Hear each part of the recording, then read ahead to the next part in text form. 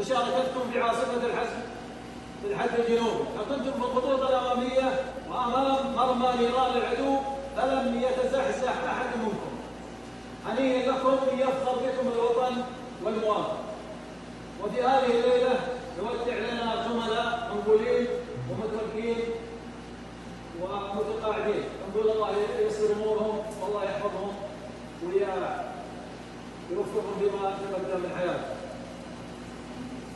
وبهذه المناسبة عندي قصائد شعرية، والشعر دائما حاضر معنا في المناسبات وفي الاحتفالات وفي المجالس، لأنه ديوان العرب وعنوان الأدب كما يقول أبو فراس الحمداني.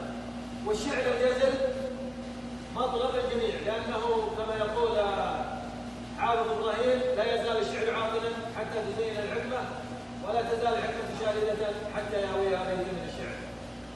القصيدة الأولى الباس واقبل تحياتي بالاحترام.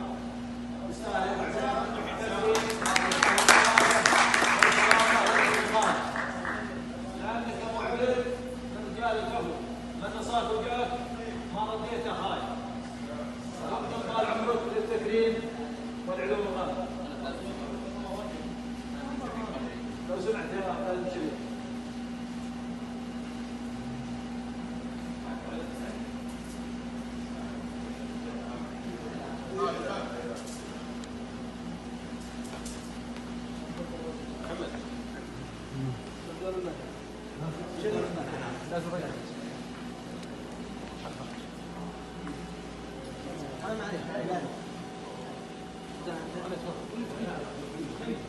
تفضل ابو عبيد.